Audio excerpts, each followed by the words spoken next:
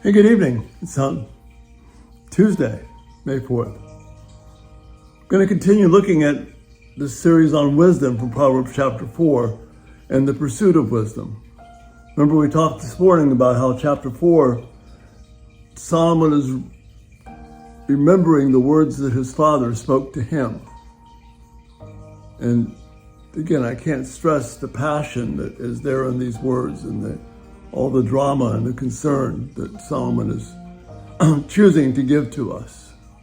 These are not just things to hang on a wall. These words are words that are won in the worn battles of life.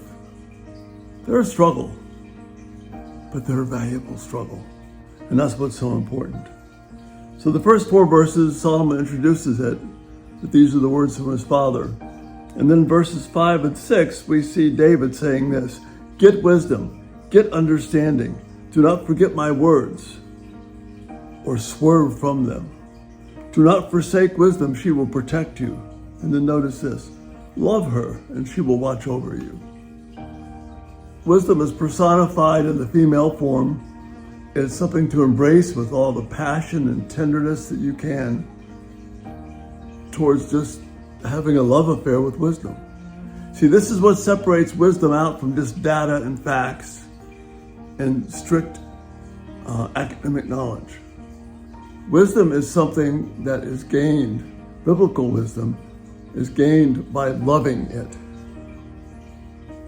Wisdom is not something, a long list of rules and do's and don'ts. We've talked about that a lot. It's not something you remember by rote and then pull it out when the time comes. Wisdom is born out of a love affair for the truth of God. And so as parents, if we want to impart wisdom to our children, it's got to be born out of this sense of love of God, love of his truth, love of wisdom. Love her and she will watch over you. See, that's the attitude that's being talked about here. This is not a get out of jail free card. This is not a card to keep you from having sex. This is not a card to stop you from drugs or being disrespectful things. This is about how you embrace God and his truth. How you see that these are the very words of the Holy Spirit for me to love and embrace. And I've got to have that attitude before I can transmit it to my children. Wisdom is not rules. Wisdom is not a list of do's and don'ts. Wisdom is the application of truth to life.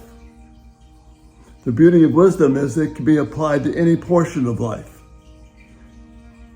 There's no situation that will come up that if you are using wisdom as your guide, you will not be able to embrace it. That is so critical. The love of wisdom. That's what God's talking about here. How does that play out?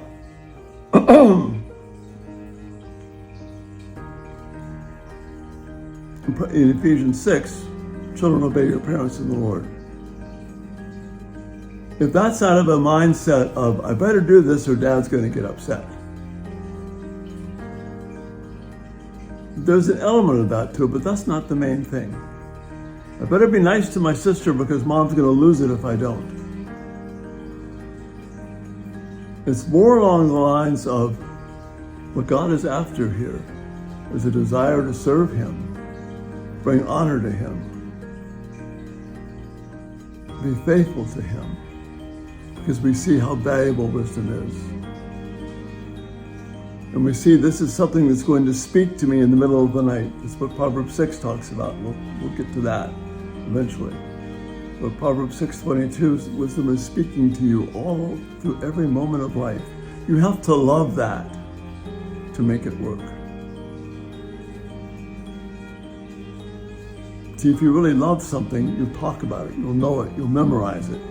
Not by rote, but because you just flat out love it. Your children need to see you loving God in this way. So if wisdom is going to provide protection, it has to be loved. That's what it said here in verse 6. If you love wisdom, she'll protect you. If she's just a tool to help you get what you want, it's a trap. So think about that this night as we continue to work through chapter 4 of Proverbs. Don't put wisdom in the category of a list of rules. Wisdom is applying the truth of God to the things of life that I face because I'm in love with God and His Word. And that's what you want to model for your children. So that's this next component of get wisdom. That's what my wife was all about, and you can see it in her face, the way she loved her children. And she loved God. That made the words that she said very credible, very impactful to her children. So think about that this night. Love wisdom, and she'll protect you. You have a great night. Again, thanks so much for your comments and encouragement. And Lord willing, we'll see you in the morning. Have a great evening. Bye-bye.